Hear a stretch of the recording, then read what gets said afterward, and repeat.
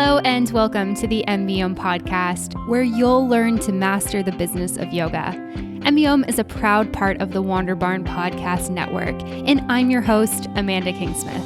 I'm a 500-hour registered yoga teacher, a yoga business coach, and a total business geek. Here at MBOM, you'll learn everything you need to know to create a sustainable yoga business by learning from myself and guests from around the world about how they built their yoga businesses, and about how you too can become a successful yoga teacher, studio owner, and much more.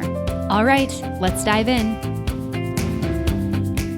Hello, everyone, and welcome back to another episode of the MBOM podcast. I'm super excited and grateful that you're joining me for today's episode of the show. And this episode of the show is brought to you in part by Offering Tree, your one-stop shop for all things yoga business. Make sure you guys go check them out, give them some love at offeringtree.com/MBOM. You can also get an awesome little promo and discount there if you do decide to sign up with them. And I'm going to tell you more about them and some of their newest offerings a little later on in the show. But for now, let's get into today's episode and talk about today's guest. This week on the podcast, I am thrilled to be joined by Sarah Walton. Sarah is an intuitive business mentor and sales expert. She's the face of Sarah Uncut on YouTube and the voice behind the Game On Girlfriend podcast. And her specialty is teaching heart-centered business owners how to make more money by selling with love and joy. And that's exactly what we're talking about on this episode. Sarah shares how to figure out how much money you want to make in your business, and then how to reach the people you want to sell to, how to shift your view on selling and making money to offering your services to those who need them, how to break down your stories around money so that you can bring more abundance in, as well as her top business lessons that she's learned in her career, and much more. So this episode is jam-packed with goodness. And one of the things I really love about Sarah is that she does everything from a heart-centered perspective. So it's very aligned with how I teach on this, and also how I think on this, and how I think it really resonates for us as wellness entrepreneurs and as yoga teachers. So if you've been struggling with abundance, money mindset, selling, filling programs and workshops, and all the mindset that comes around with this, then you're going to love this episode. So I hope that you enjoy as much as I did. And without further ado, here is Sarah. Welcome to the podcast today, Sarah. I'm really excited to have you here with me today. Thanks, Amanda. I'm so happy to be here with you. Where are you joining me from? I'm just outside New York City in New Jersey. Oh, amazing. Do you guys have snow yet? Oh, I wish. Though I will say, what are we, about 10 days out from Thanksgiving or so, something like that. And it is like gorgeous fall out there. Like, I don't even want to go rake the leaves because it makes the lawn look so pretty. You know what I mean? Yeah, for sure. That's amazing. Well, hopefully by Christmas time, you'll have snow. I'm sure you will by then. I hope so. Amazing. So I'm so excited to dive in with you today. I feel like we have so much good stuff to talk about. And like we were talking about offline before we hit record, I think we're super aligned. So I'm very, very excited to hear from you and learn from you. But I'm curious if we can start with your story about you. How did you get into the work that you're doing? Oh, yeah, sure. Well, like so many of our stories, Amanda, I feel like I'm sure this it resonates with a lot of your listeners too, but I'd made it. I'd climbed the ladder. I was in the big office. Like, all those things had happened. And I was miserable because I had two little kids whom I never saw. They were always in their pajamas when I saw them. They were in their pajamas when I left, pajamas when I came home. And I was working for tech companies, which has turned out to really, really serve me. And I learned how to do financial projections and how to hire people and how to fire people, which is absolutely horrible, but sometimes really important. And throughout all this experiences, I kept learning more. I kind of got like my MBA through street cred. Like, it was just this constant presentation, constant pitching, constant understanding of how these different businesses worked. And how we could get the right people who loved their job to come and join us. And what would happen was I had this great corner office. It was really beautiful. And I would come in a little bit later than everybody else. And there would be a line of like 2, 3, 4 people outside my door. And these were people who were not on my team. These were like from other departments. They'd come in and be like, Sarah, I can't get the team to listen. Or I really want to raise. How can I talk to my boss about this in a way that's meaningful? Or I feel like my teammates don't quite understand me. How can I work better with them? And I remember thinking, I just want to do this part. I don't now want to have to turn around and do the rest of my day job. I just want to do this part. And I didn't even know it was coaching. I had no idea that's really what it was. But what I teach is that we can always take your experience and your expertise and your talents and package them to make a business. Like, I absolutely believe that. And the range of businesses I've watched women start and turn into really profitable businesses is astonishing. So I was sitting there thinking, okay, I have this ability to read people. I can really see people and understand what's going on for them, sometimes when they can't. And now I have this incredible business background. And I have this really different perspective on money and what money is and how it moves through the world. How can I now package this and put this together? And let's see, my daughter is now 13. So that was 13 years ago.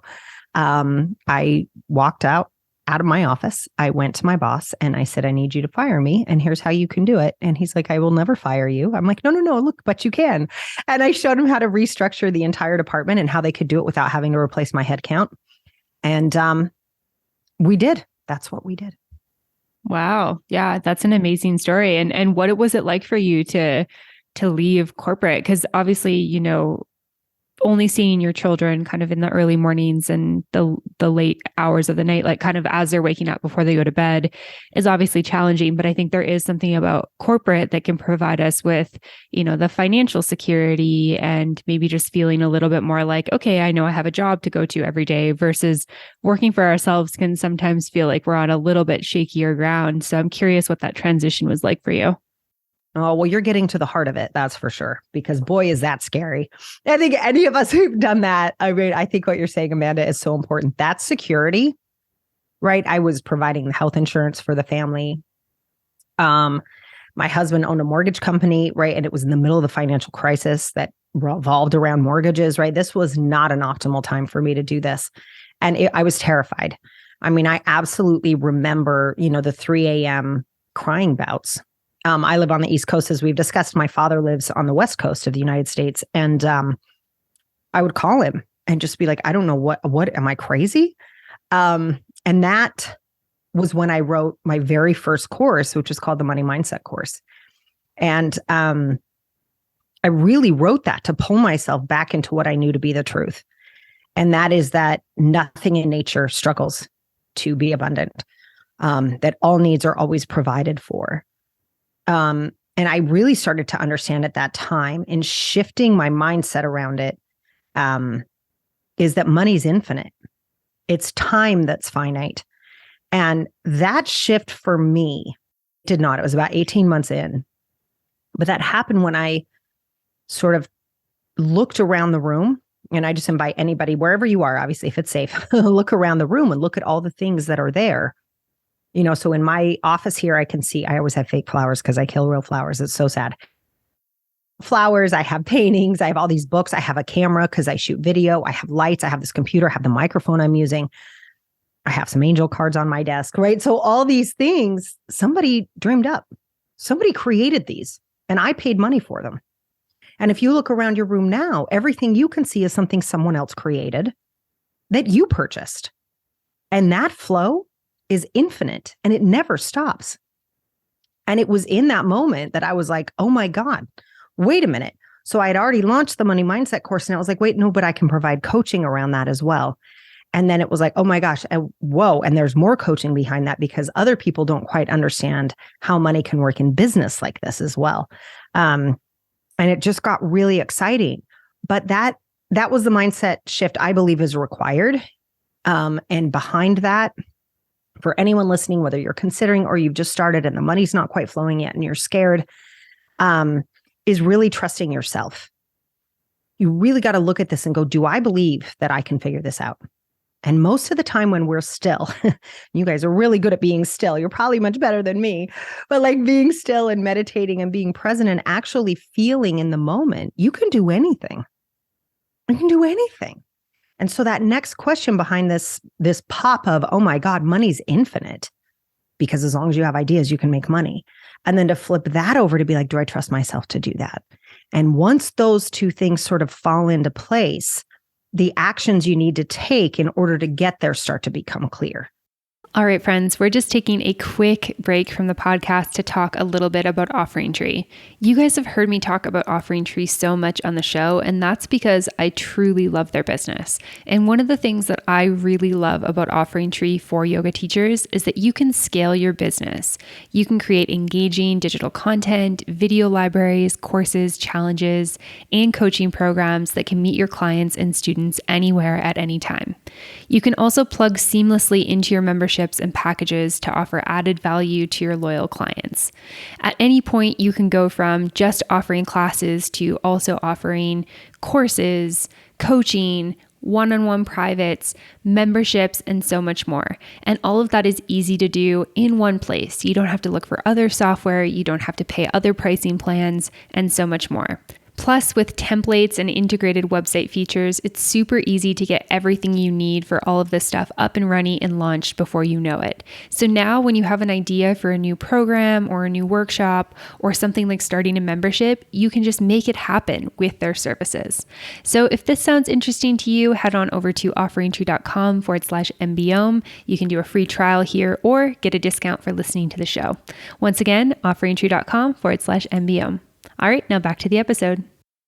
Yeah, that was powerful. I feel like that part of, do I trust myself to do this, is huge, because I feel like that's sometimes where we stumble and we fall because, like you said, I think all of us have ideas.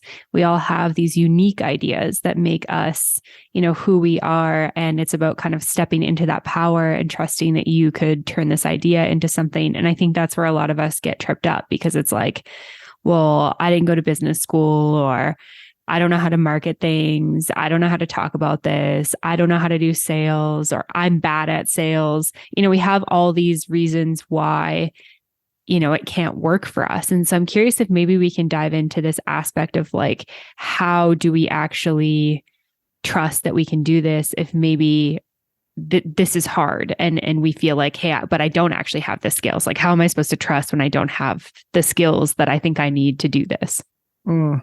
Such a great question. So then it is, do you trust yourself to learn them? Right? Because everything is learnable. And I think especially right now, we all carry around what I lovingly call weapons of mass distraction. They're called cell phones, right? Yeah.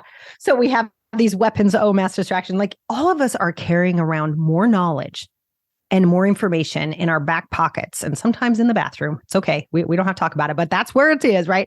There's all this information at our fingertips. And so that level of trust now steps into, okay. So I've got this idea. I think it's really good. What do I do now? And I totally get that. That's like this deer in the headlights. Yeah, but what do I do? Well, let's think about it. One of my favorite questions to ask people is, let's pretend it's a year from now. Okay. And you've really succeeded. So for so many people, it's like, I just want to be able to pay myself $2,000 a month or $1,000 a month. Some people it's $500. It doesn't matter. But I want to be able to start paying myself that much. Okay. So what would you need to sell in order to get there? And if you do the math, that's $12,000 if you want to pay yourself. Like, you want to make $1,000 a month. Okay. Got it. So how many people would you need to work with in a month? I don't know, Sarah. Well, if you charge $250, that's 4 people. Oh, I see that. Okay. And let's say what you're charging is for a package, or it's a meditation series, or it's a combination of an online course about breath work, followed up with some coaching, and sky's the limit, right? I know people who add angel cards into their packages. Other people, it's live meditations. Other people, it's coaching sessions. So there's so many different ways you can package these things together. And you say, okay, so now I've got it packaged. I'm going to sell it for $250. I'd like to sell it to 4 people a month. Great. That is like the most important basic fundamental step that so many people skip over. Because once you can see that number of 4, there's 4 human beings on this planet whose life you can alter. That's amazing. So where are they? Oh my gosh. What I'm teaching you right now is called the skill of marketing. And it's like, oh, where are they right now? It's like, oh my God, I could do that. And it kind of demystifies step by step by step. Okay, so if I need 4 people, where are they? What are they doing right now? And if you can answer that question, and I'm being a little bit flippant here, but really that's all marketing is. Don't let anybody make it more complicated for you or more crazy. The art of marketing is understanding who needs you and knowing where they are right now. That's like step number one. So once you figure out where they are, maybe they're at the local coffee shop and you can offer to give a talk there and then sell your offer at the end. Maybe they're in their cars and you need to be on somebody's podcast to talk about what you do. Maybe they're at the local preschool. Oh my gosh, awesome. Can you talk to the preschool teacher and see if you could do a demonstration? Oh, amazing. Awesome. Like if you start thinking like that, it's not scary anymore. And it becomes real and tangible because you don't have to be famous. You don't have to be fake Instagram famous. You don't have to be internet famous. You need 4 people a month. And so if you can start to reach that locally, it demystifies the whole situation. So that's step number 1, knowing how many people you need to serve and where they are. And then step 3 is what do they need to hear? And what I mean by that is, what do they need that you can help them with? And this is the hardest part for most of us, right? Because we get super shy and we're like, oh my God, I'm scared. What if I'm being salesy? Like, oh, I don't want to be pushy. And the story or the anecdote I like to give around this is I want you to imagine a doctor walking past someone who's bleeding out. And he just walks by and was like, why didn't you help them? Well, I didn't want to be salesy. It's like, no. Yeah. You freaking help the person, right? It's like, no. And so if we just remember that anecdote, the next time any of us get scared, and we all do, there's no like silver bullet here. We all get nervous sometimes. None of us want to be that salesy jerk, right? Who's like up in your face telling you need something you don't want. But when somebody needs you, and I know that there's so many incredible people, Amanda, that are listening and that you've attracted into your world who have so many exquisite gifts, so many that, oh my God, can we look at the state of the world? We need you guys so bad. There is so much that you can do to alter the course of someone else's life. And honestly, I don't know what else we're here to do. I can't think of anything better. And so in order to do that, you do have to learn how to put your own ego aside and look at the person in front of you and offer the support that they might need. Now, when I say communicate that in a way that matters for them, when you get really good at sales, the reason I say sales is such a joy is all you do is talk about the other person. And I don't know about you guys, but I love people, Amanda. Like I love people. And so to be able to talk to somebody and have them go, oh my gosh, I'm really struggling with this. I've been closet overeating for years. I don't think I can move my body anymore, or whatever they're struggling with, to go, oh my gosh, what is that like? Wow. That is so brave that you just told me that. That's incredible. Tell me more about what that's like. And what would you like it to be like? Those are your 2 magic questions. What is that like right now? And what would you like it to be like? If you can ask somebody that, they start to see a new possibility. They start to see that the world doesn't have to stay the way that it is, that something else is possible. And oh my gosh, this gets me so excited. You guys are going to hear my voice get all excited, but oh my gosh, what else is there? That is so gorgeous. And then when they see that amazing new possibility, you get to say to them, I'd love to help you get there. You could help me get there? Yeah. I mean, would that be interesting to you? And again, you're letting them lead the conversation, and you'll never be salesy if that's the case, because they're leading, not you. It's about them. It's not about you. And when we can get into that headspace of generosity and giving and love, the exchange becomes a no-brainer. And one of my favorite questions is, so someone says, oh my gosh, that's amazing. That sounds great. So what is it like to work with you? And you say, well, I've got this amazing package right now. It's $250. Would that be worth it for you? Would $250 be worth it for you to get that future? That's the only question that matters at the end of the day. And it's not our call to make, it's that person's call to make. So they get to decide, because that is the question. Is that worth it for you? You know it's worth it. You know the value. It's not about you. It's about for them to say, yeah, that's worth it for me. And you go, oh my gosh, this is amazing. Congratulations. And you celebrate them for taking this extraordinary step to change their lives. One of my biggest challenges right now is that I am a full-time mom and I'm also a working entrepreneur. And so I am tired a lot of the time. But I can't just be drinking cup after cup of coffee because I'm super sensitive to caffeine. I'm one of those people that gets the jitters and I get kind of a caffeine high and then a caffeine crash.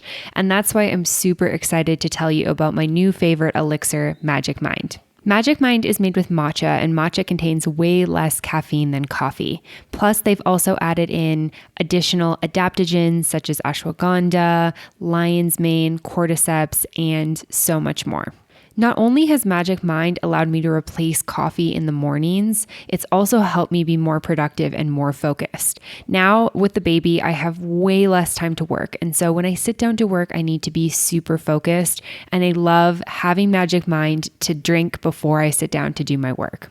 It's also helped me with stress and anxiety, to sleep better, to be more creative, and so much more. This is why I love to recommend Magic Mind to my friends. Seeing how well it works for me, I would really encourage you to try it out as well if you're having trouble being at 100% in some days. It's a total game changer. And for my moms out there who don't want to be drinking cup after cup of coffee but are feeling exhausted, I really would recommend checking out Magic Mind. So if you're interested in checking out Magic Mind, head on over to magicmind.co/MBY and you can get 40% off your subscription for the next 10 days. Once again, it's magicmind.co/MBY and use the code MBY to get 40% off your subscription for the next 10 days.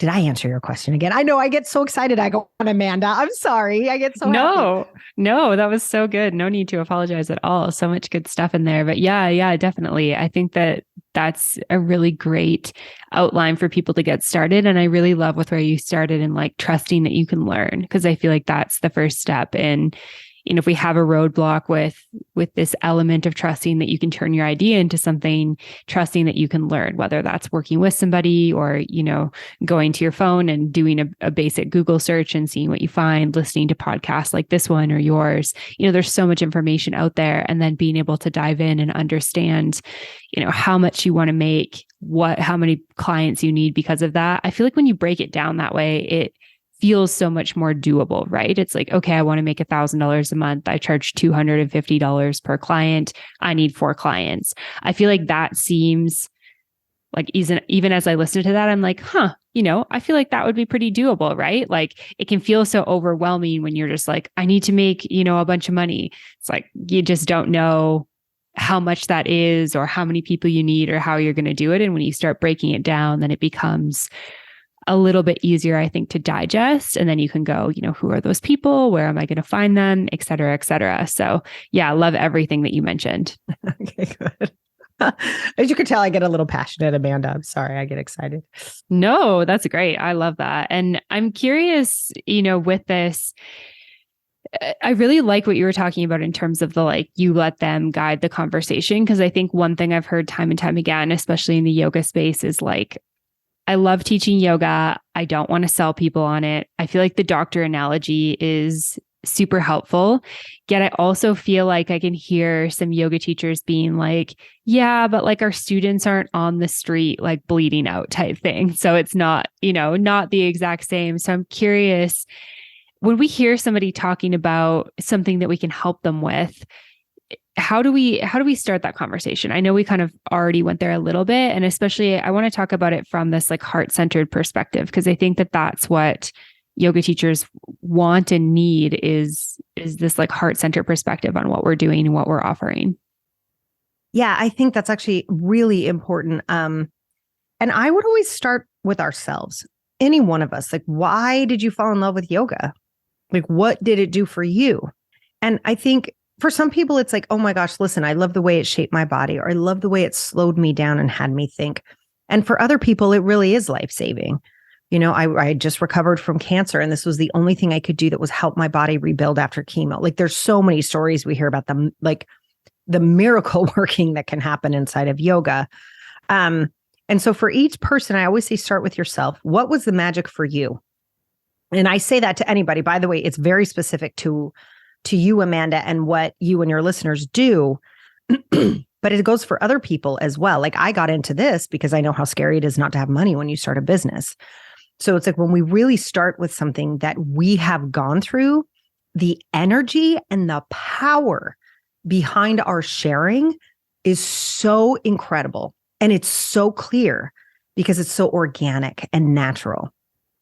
And so for some people, if you are talking about the fact that you're a yoga instructor, there's usually a beautiful opening right behind that. Really, how'd you get into that? Right. And that's such a great way for you to share how it changed your life or the effects that you personally saw. And for some people, that is a form of bleeding out, right? Not taking care of their body, not pausing.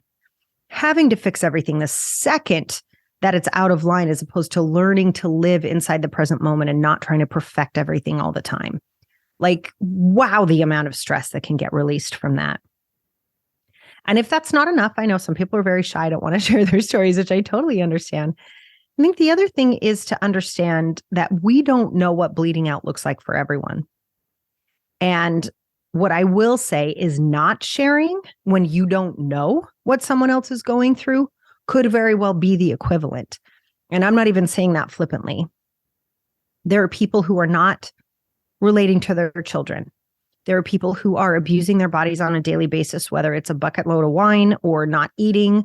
There are people who are ignoring their spouses or their relationships, people who are terrified about money, people who are terrified about their family, people who are nervous about the state of the world. And you guys have tools to help them work through that.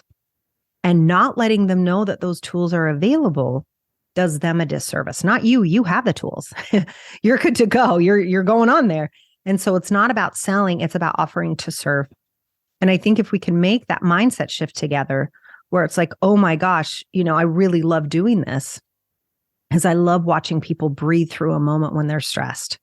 And here in the States, we have the elections, right? Everybody's stressed about that. We have the recession. Everybody's stressed about that. We have everybody's stressed about that. There's so many levels of this, not to mention all of the internal struggles we don't even know about because people hide them. And when you have tools that can support a fellow human being through that experience, my plea to you would be, please share them. Please let them know that you have those tools available. And the really cool part, if you want, I can share a little bit about how I feel about money and what I think money actually is. But the beautiful part about this exchange is when people actually exchange money based on our agreements at this point, the value that they get from your service is so much higher than if you offer it for free. Mm-hmm. I'm very, very aligned with that. And I would love to dive into the money piece, because I think this is another big thing that, when I teach in trainings and stuff like this, I always like to do a pricing section, and I always like to do a money mindset section. And I can always tell that there is discomfort in the room, and that there's people who are like, but is it okay for me to charge for this? And especially with yoga, there's a lot wrapped up in it. Like, yes, it's a physical practice, but it's also an ancient spiritual practice that for many of us comes from a culture that is not our own. And, people can get kind of caught up in that.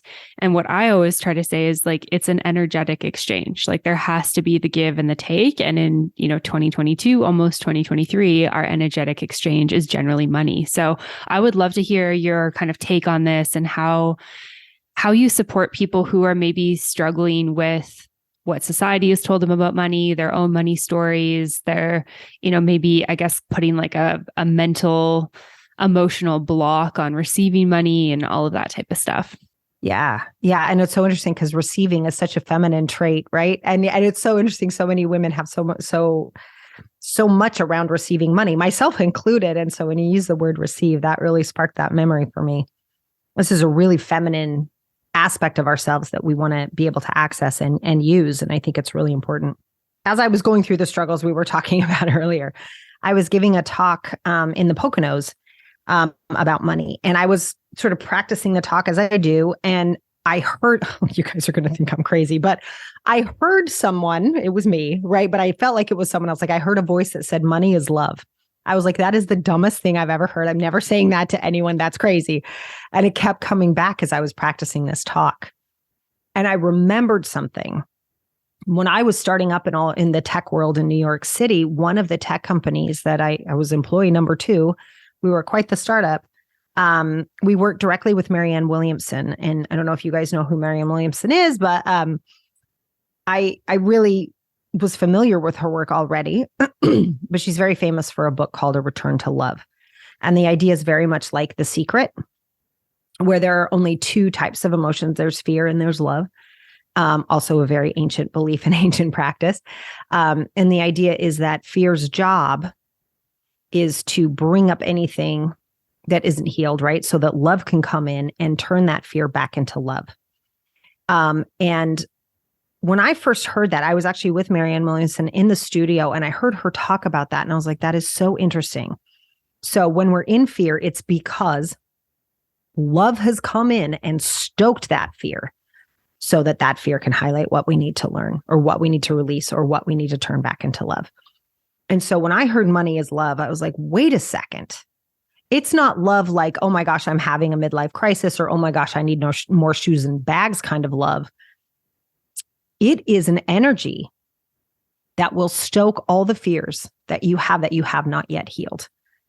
And we watch this happen, all that famous stories about people who win the lottery, they get all that money and they get rid of it as fast as possible.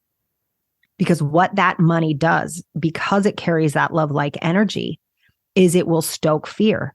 It will show you what you have not yet healed. And that is an extraordinary power. And I've come to believe over the years, that was 12 years ago, but I've come to believe over the years as I've personally experienced this and watched this and shared with people, I hear extraordinary stories about, oh my gosh, that's why I misplaced that check when I was fighting with my husband. Or I blew a whole bunch of money on something I didn't even care about. Why did I do that? And we can look at their lives and what was happening and what they chose not to heal at that time that they can heal now. So if you are having that fear around charging, I would ask you to look at anything there is for you to heal. And I would also assert, I don't know if you guys, Amanda, have you ever read The Red Tent? No, but I've heard about it from many people. And I feel like you saying it now is kind of a confirmation that I really do need to read it. It's magical. I mean, you can listen to it too. It's so great. But in The Red Tent, they talk about how long women were in charge of societies and how great we were at that. And the amount of abundance that was available.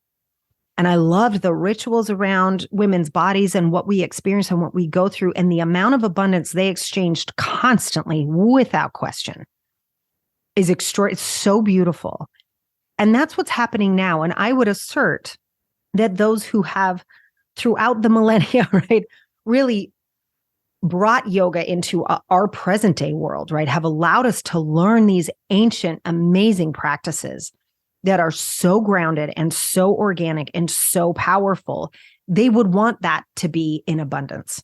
They would never want that to be at the sacrifice of your own joy, of your own ability to travel and see this world and experience what there is to experience, to enjoy exquisite food, to be able to travel, to be with your friends and family, to be able to love your surroundings every day when you wake up.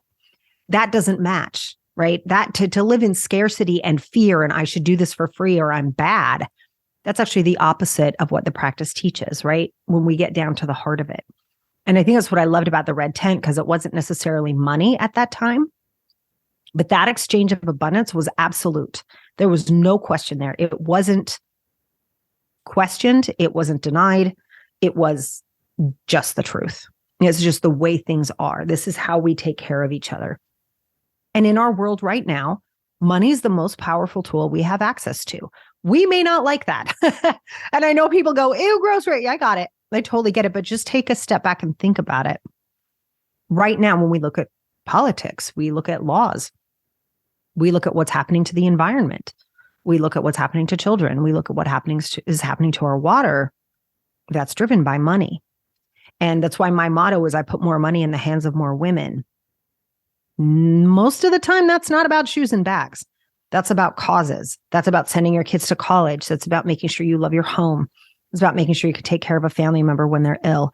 That's what money's for, that power to be able to live life on your terms because you provide an extraordinary service to your community, to your people, to the people that have been attracted and led to your doorstep for that service, that the universe, God, whomever would absolutely want you to live in abundance in exchange for that. And right now, that just happens to be money. Who knows? In 10 years from now, we might decide to exchange paper hearts. I have no idea. But right now, that's what we're exchanging. And so we don't need to attach other people's unhealed fears, right, that get passed down, that doesn't grow on trees, it's evil, right? All those unhealed fears, we don't have to take those on if we choose not to. Hey friends, we're just taking a little break from the podcast to talk about Coach Pals. Owning a wellness business can be exhausting, mystifying, and lonely. Whether it's a challenge you've never faced, getting a fresh perspective on a topic, or finding new customers for your service or product, building a network of peers is a fantastic way to garner the advice and support you need to make good decisions and create great opportunities for yourself, your business, and your team. Coach Pals is a wellness professional network. The advanced search engine allows you not only to find, connect, and collaborate with like-minded individuals, but will match your professional identity to the needs of hundreds of users around the world who are looking for your products or services. Coach Pals profiles are exclusively designed for wellness professionals, and that's one of the things I loved most about this platform. Users will automatically be able to access all the important data to set their confidence, from your biography, skills, experience, and certifications to your website, social media, podcast, contacts in your network, testimonials, skills, endorsements, and so much more. If this sounds interesting to you, head on over to coachpals.com and get started today. You can sign up and try it out completely for free, but if you'd like, I've got a special promo code for you. It's MBOMPALS, and that'll get you 3 months free off the professional membership. Once you're on Coach Pals, make sure you go and find my profile under Amanda Kingsmith. I would love to see you there. All right, now back to the episode. Yeah. Thanks for sharing that. That's all really amazing and feels very beautiful and aligned for me. And one thing I'm curious about, if somebody is, I guess, struggling with the conversation of money, and this is coming back to what we were talking about before, where, you use, I guess, quote unquote, sales, you lead from a place of like, hey, I have something that can help you, that can serve you, that can help you feel better in your body, your mind, help you reach your goals.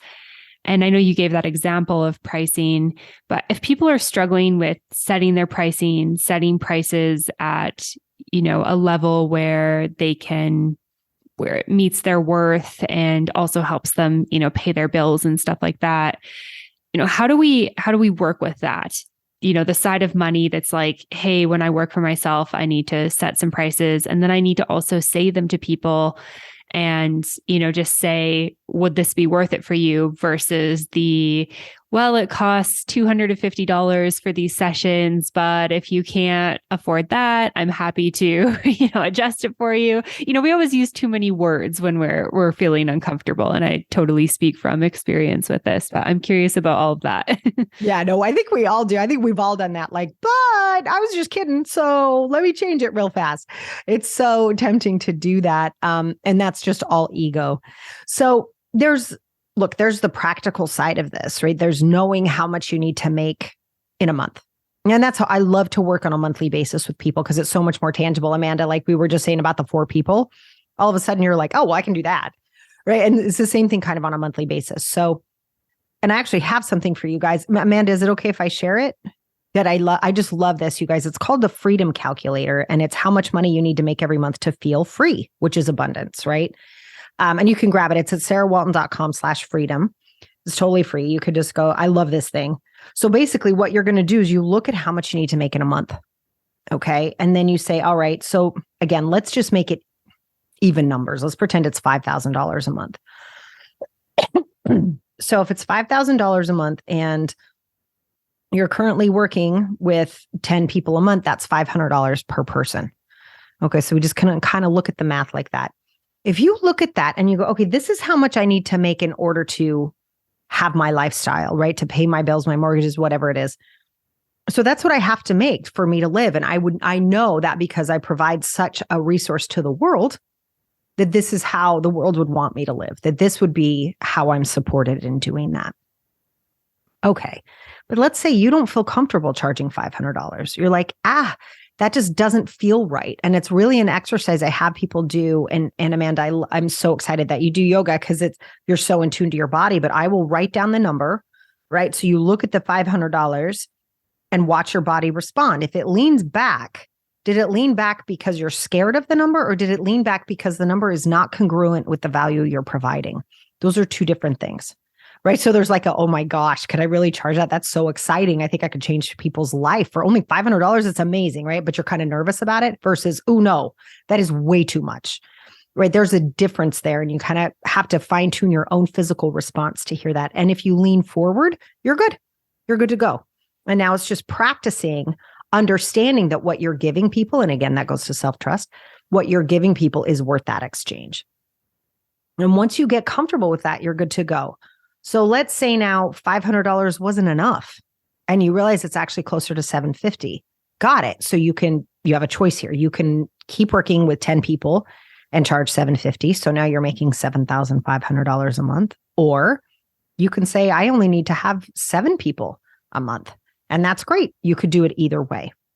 If you feel like the $500 is too much and you need to cut it down to $250, no problem. Now you get to work with 20 people a month, right? So you've got some levers you can sort of pull until you start to feel comfortable. But when you look at that price, one of the things I really love people to take into consideration, we do this exercise in my Abundance Academy too. It's so exciting to watch people do this, is not what does it cost you financially to create and deliver that service, but how does it feel to you emotionally? Does it drain you or does it give you more energy?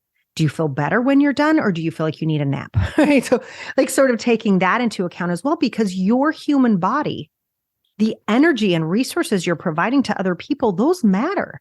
And we tend to forget those because, especially as women, we tend to forget those because as women, we usually are expected to do all of the invisible work that makes society work on a daily basis. So we don't always take into account what we're doing and how much value it's providing. So when you look at that number, if you first leaned back, I want you to think about all the energy, all the time, all the love, all the focus, all the power, all the hours of training that you have gone through to provide that $500 service. And all of a sudden, sometimes it really starts to make sense. And you're like, oh, wait, I see everything that's getting poured into this service. This is a steal. And all of a sudden, it's not hard to sell at all. And that's not like smoke and mirrors. That's the truth. And when you stand in that truth and offer that service, it's such a joy. It doesn't feel salesy. It doesn't feel slimy. It feels congruent, joyful, and there's a lot of peace around it too. Yeah. Thanks for sharing that. And I'm curious, do you have any tips for somebody who is maybe new into all of this? Like say they're a new yoga teacher, they're just kind of getting started and they're like, well, I don't know if I have value or if I do, what my value is because, I'm pretty new into it. Because I think that finding your worth and your value gets easier with time. I think can be really hard in those early days. And then also kind of when you're going through some like personal up levels, like, oh, I just did another certification or, okay, I've been doing this for a couple of years. It's time for me to increase my prices. Those can be kind of the hard moments, but maybe we can kind of hone in on those early days. Like, how do you figure that out in your business? One of the best things you can do, I think, I don't know, Amanda, you'll have to tell me if you did this, but I love starting out with friends. Like just run a class for some of your closest friends, the people who will tell you the truth, and say, okay, at the end, like obviously I want to do this class because I want to practice and I want to be around people and I want to understand where I need to grow. But I also really want to understand how it feels for you. What did you get from it? How do you feel afterwards? How did you feel when you came in? And I would host a class for friends and ask those questions. And I think it's such a great way to get started. One, because they love you. So they're not going to be super harsh. But they'll also tell you like, oh, I really didn't like that part as much, but I loved it when you did this. And that's really great feedback for you to hear. And then from there, I really love local community stuff. And like I said, when we were talking about marketing, I really love the idea of going to local places, schools, offering a couple classes to teachers, maybe when they have a teacher's work day to go in at lunchtime and just offer them like 30 minutes of just a break to move their body, to get out of those chairs. And then ask them the same thing, like, no, I'm more than happy to provide this as a member of the community. All I ask is that you answer a couple of questions when we're done. It's a great way to get testimonials, but it's also a great way for you to start to see the value you are providing. And the other way, like if maybe that's not possible, like you don't have a bunch of friends around or you're not living in a community where you could go do something like that, one of the other things you can do is actually add up the hours of training you personally have done.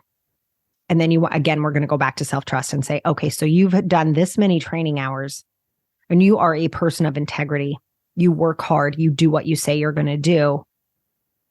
Are you going to go provide value? And you got to really sit with that and think about it. And of course, the answer is probably going to be yes. You're never going to rip somebody off. You're never going to take somebody's money and not provide value. And so it's going to come down to that quiet moment with yourself to say, wow, look at the hours of my life that I can't get back, by the way, the hours of my life that I have poured into this skill, that I poured into this training, and the joy it's brought me. I want to go share that. And all of a sudden you see the value it's done for you. You know that you can go share that value. Awesome. Yeah. Thanks for sharing that. I think that that's a really helpful place to start. And then just to kind of tag on to that, at what point do we, how do we know when we're ready to increase our prices? And I think that this happens, at a couple different times along the journey. And I feel like, there's that starting point. So we start out, we get some feedback, we get going, we work with friends and family, which I also did. And then we have to increase our prices. And then, we'll do that for a little bit. And then there comes a time where, again, we have to increase our prices. And I feel like we kind of battle this sort of money mindset again and again when it comes to, okay, I'm feeling like my worth is a little bit more. Now I need to increase it, but I need to have that conversation with people, which in my experience, sometimes I'm like, oh, well, do I actually have to increase it? Because it would be easier to just not have the conversation. And then I'm like, no, if you're starting to feel that like tension where it's like, oh, I'm doing a lot for the price I'm charging, then, for me, that's definitely a signal that, okay, I need to charge a little bit more for what I'm doing. Yeah. No, I was going to say, right, Amanda? It's that feeling of like, oh my God, like when you start to have any drag or resentment or like, resentment. Yeah. Then, time to raise prices, right? And all that is a call for congruency, right? So I said earlier that I believe money is a love-like energy. And then you pour your love into your services as a business, right? If that love energy doesn't match, everything's off. Right. So if you're way overcharging, you're going to feel really gross. But if you're undercharging, you're going to start to feel resentful. And so it really is just about causing congruence. So it's not emotional. It's not moral. It's like physics. Like they have to match.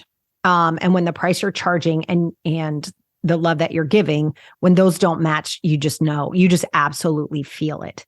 And then as far as having that conversation, there's so many ways to do it. It's like, oh my gosh, thank you so much. We just love being able to serve you like this. And as you guys know, things are changing a little bit. So you're going to notice our prices are going to change. This is the new price. And this will allow us to continue to serve you at the highest levels that we can. And that usually does it. Awesome. Yeah. I mean, easy peasy. Yeah. It's just the truth, right? Always when all things are equal, right? We just tell the truth and it's so much easier. Yeah, we just get wrapped up. It's so scary, right? It's like, Yeah, for sure. I was just on I have 3 other women that I meet with once a month. We have kind of like a little accountability group / mastermind. And we were just having this conversation where one of the women was feeling like, what I'm offering and the price I'm charging is not really feeling aligned right now. And all 3 of us were like, okay, well, that's a sign you need to increase your prices. And she was like, but I just did increase my prices. And we're like, well, I guess you need to increase them again because you're doing, more work than what was initially agreed upon. And for me, I felt like it was so much easier. It was so easy to sit in my seat and kind of walk her through that and coach her through that and hear her rebuttals and be like, yeah, but you just need to have the conversation. And if they see your worth and your value, they're going to be fine with it. And yet when I turn around and look at myself, I'm like, oh, I like totally know that discomfort that she's experiencing. And so it's hard, right? It's hard because we see it in other people, like you're worth more, you should charge more. It's a simple conversation. There might be pushback, but there likely isn't going to be. Yet when it comes to us doing it, there can be a lot of fear and tension and stuff like that. Mm-hmm. Yeah. And that's on us. It just means we're taking it personally. I don't mean it's on us like there's something wrong. I just mean it's on us like we've somehow wrapped up our identity into that worth. And it is a little bit hard to untangle. So this is one of my favorite questions. I really hope this serves you guys, like all of you. Oh my gosh, because Amanda, when you were like, it's so easy for us to see for everyone else, right? And I think that's because our identities aren't attached to someone else's business. They're attached to our business because, oh my gosh, we work so hard and how could it not be? So one of my favorite questions to ask when you find yourself getting emotionally wrapped up in a conversation about money that needs to happen, it's totally appropriate for it to happen, is what does the business need me to do? And all of a sudden, it's not about you. And I say this a lot to people in romantic relationships too, because everyone I coach, their primary relationship tends to come in because it's such an important relationship. And I'll say, okay, but there's you, there's your partner, and then there's the relationship. What would the relationship want you to do? And it's like, oh, it gets really clear. So I say the same to you about your business. There's the exchange of love that needs to happen. There's you, and then there's what the business needs. What does the business need you to do now? And all of a sudden that can sort of take away that personal identity fear that all of us experience and sort of help you step through it. And it's kind of like, for those of us I think almost all of us, right, have had corporate jobs at some point. You don't take it personally. If the marketing team comes in and says, oh my gosh, sales are down, we need to do something, but you guys, we all jump in and we get excited and we come up with new ideas, but we don't take it personally. And that's because we haven't identified ourselves with the business. So for those of us as small business owners, one of the most important things we can do to serve the business and to serve the people we love working with, our clients and customers, is to differentiate ourselves from the business. Yeah, no, I love that. It's like obviously it is personal, it's connected to us, but kind of, disconnecting that a little bit in our minds so we can see like you said, like, what does the business need? I really like that. I think that that's amazing because sometimes we get, especially with heart-centered businesses, right? It's like we get so emotionally involved with it, which is amazing. I think this can serve us in a really beautiful way, yet it can be a bit of a hindrance, I think, when it comes to the sales and money conversation and making sure we're charging enough, et cetera, et cetera. Mm-hmm. Yep. Awesome. Thanks for sharing that. Sarah, this conversation's been great. My last question for you is, do you have any business lessons that you've learned through your career that we haven't talked about so far that you'd like to leave listeners with today? Oh my gosh, don't work with the wrong people. I know that sounds so sad. That's another one, right, Amanda? It's like, oh, it's so easy. Just don't hire the wrong clients. I think that was one of the hardest lessons I learned. You just know the first time you talk to somebody whether or not they'd be a good fit. And when you get that inkling that they are not, please, please, please, please don't work with them. That's my biggest lesson. Yeah, I think that's a good one. And I think this again comes back to I was thinking but how do we know? And I think it's we know. Oh yeah. I think it's about trusting that knowing though, because I think sometimes our heart says, this is how I feel. And our brain says, but. Right. But the brain goes, but the money. Yeah, that's exactly. not going to be congruent money. That's not going to be congruent. Don't do it. Yeah. And I think that's where the resentment can come from too, right? Like if it's not a good fit with the people you're working with, the clients you're working with, it can be scary to say no to a client or to let a client go. But I think that ultimately at the end of the day, if it's not aligned with you, then it's time to part ways. Absolutely. Amazing. Thank you so much for sharing that and everything you've shared today. This has just been an amazing episode, jam-packed with so much good stuff. It's definitely got my mind working in terms of what I need to do for my business. So really appreciate that, Sarah. And I'm curious if you can share with listeners where they can go to find you, if they want to work with you, all that good stuff. Absolutely. You guys, you can come on over to sarahwalton.com, and that's Sarah with an H. I have a YouTube channel, which you can come on over to YouTube. Just search for Sarah Walton. And I do an episode once a week called Sarah Uncut, where I give you quick hits on business, but it's totally unscripted, and heaven help us all. I just turn on my phone and we never know what I'm going to say, but it's so much fun. And then I also have a podcast. It's called the Game On Girlfriend Podcast, as in this is not your practice life. The game is on. Amazing. I love all of that. We'll make sure there's links for that in the show notes. And thank you so much for your time today and for everything that you've shared with myself and listeners. Oh, Amanda, thank you so much for having me. This has been an absolute joy. Yes, it has been for me as well. Thank you. All right, friends, I hope that you enjoyed that episode of the podcast with Sarah Walton. Make sure you go check her out, download her free resource that she mentioned, and so much more. As always, a big thank you to the sponsor for this episode of the show, Offering Tree. You guys make sure you go give them some love, offeringtree.com/MBOM to get a little discount. And of course, if you're a studio owner, make sure you go check out offeringtree.com/demo. And a big thank you to you for being here. I'm so grateful that you are continuing to support the show and listen to the show, and I really couldn't do it without you. So thank you so much and have a great week. I'll see you next week. Bye for now. Thank you so much for tuning in for this episode of the podcast. To find links, notes, resources, and everything mentioned in today and all episodes of the show, you can head on over to mbomyoga.com. You can find the podcast and myself on Facebook and social media at Mastering the Business of Yoga. And I would love for you to join the private Facebook community, Yoga Business Badasses. If you have any questions, comments, or feedback, please make sure you reach out to me at info@mbomyoga.com. And last of all, if you enjoyed this episode of the show, please make sure you hit subscribe and leave a review for the podcast. It would mean the world. Thanks so much for listening, and I'll see you next week. Namaste.